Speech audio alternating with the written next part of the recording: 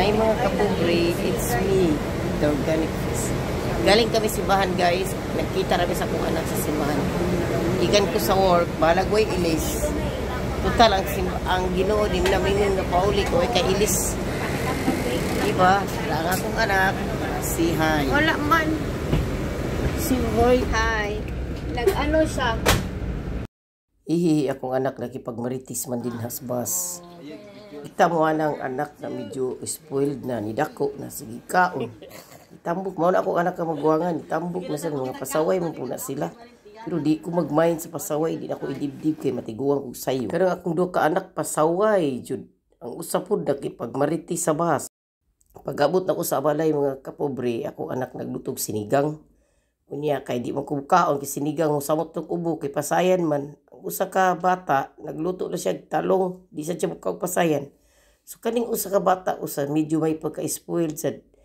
Ingon siya nga bakaon mo rin saging nga itong sa una gayong panahon gay fertilisura panahon. Hasta gani panit sa una nga saging kanon pa man gani. Nakarelate mo ana nga sa una nga kanang galot mo dagagalot mo unya. Lisod lang sa kwarta sa unang panahon. Sa samtang nagkuhan ko diha kapobre, nangaon sila. Gisayawan, nagtiktok-tiktok ko diha. Inanar akong live, kung maayo, mauki-uki na akong lawas, sa sayaw. Dili jud ko mukum problema kay kumukum ta problema kita raman say makaluluoy. So habang buhi pa ta maglipay-lipay jud ta, oh, pareho na ko, mingo na it's me, the organic fish.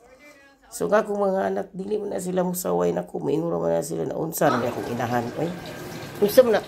Saging. Makaon na Kaya ni. Ay paging anay sa unagay panahon, bisag itom kayo. Kaon mi kay wag yung lain. Sa muka. Sa una man mo, wag mo saging. Uy saging ko kay kwarta, pero sa una, way kwarta, pero daghang saging. O sa una, way kwarta, pero daghang galot mo. Ay, ni ang luto eh. Wow. Sa unang panahon, way kwarta pero daghang saging, daghang galutmon, kamunting kahoy, daghang mais, ana.